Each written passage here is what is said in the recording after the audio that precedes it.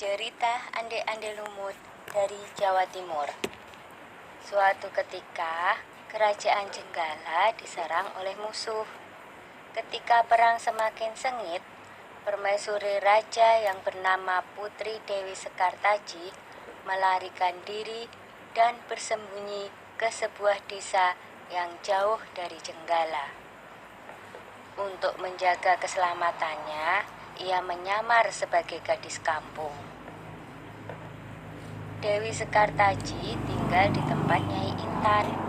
Nyai Intan adalah seorang kaya yang mempunyai 3 putri, yaitu Kelenteng Abang, Kelenteng Ijo, dan Kelenteng Biru. Oleh Nyai Intan, Dewi Sekartaji diangkat anak dan diberi nama Kelenteng Kuning. Setelah keadaan di kerajaan Jenggala kembali tenang dan aman, sang pangeran mencari jejak istrinya. Ia pergi dan menyamar menjadi seorang pangeran yang sedang mencari jodoh. Panji Asmarabangun menyamar dengan nama Ande-Ande Lumut, lalu membuat sayembara. Dalam waktu singkat, berita sayembara itu tersebar jauh hingga ke desa si Kelenteng Kuning. Kelenteng Abang, Ijo, dan Biru mendengar kabar sayembara itu. Mereka sangat senang dan ingin mengikuti sayembara itu. Kita harus berhias agar terlihat cantik dan memikat sang pangeran, kata Kelenteng Abang. Benar sekali, kita akan memakai pakaian dan perhiasan yang paling bagus, kata Kelenteng Ijo. Hei Kelenteng Kuning, kamu tidak usah ikut sayembara ini, karena kamu tidak pantas mendapatkan pangeran. Lebih baik kamu mencuci baju di sungai, perintah Kelenteng Abang sinis. Ketika Kelenteng Kuning sedang mencuci di sungai, tiba-tiba seekor burung bangau datang menghampirinya.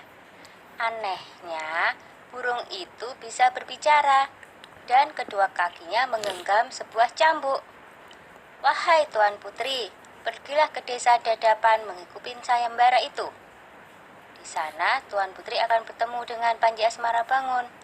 Bawalah cambuk ini, siapa tahu nanti dibutuhkan, ujar sang bangau sambil meletakkan cambuk itu di atas batu.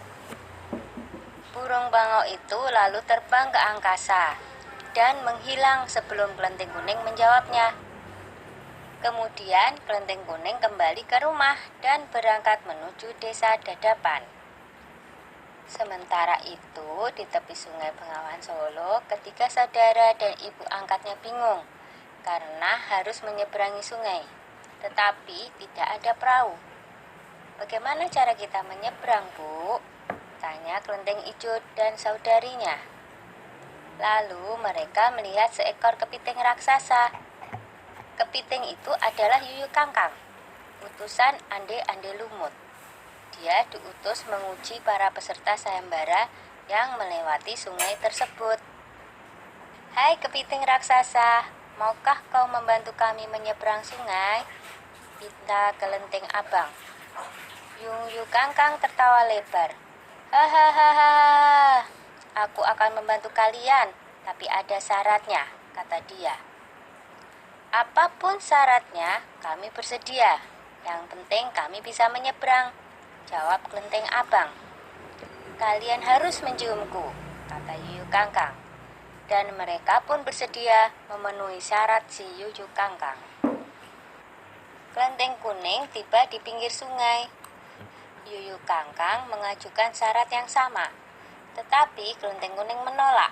Dia tak ingin mengkhianati suaminya. Berkali-kali Kelenteng Kuning memohon, tetapi Yuyu Kangkang tetap menolak. Akhirnya Kelenteng Kuning memukulkan cambuknya ke sungai, dan seketika itu air sungai Bengawan Solo surut.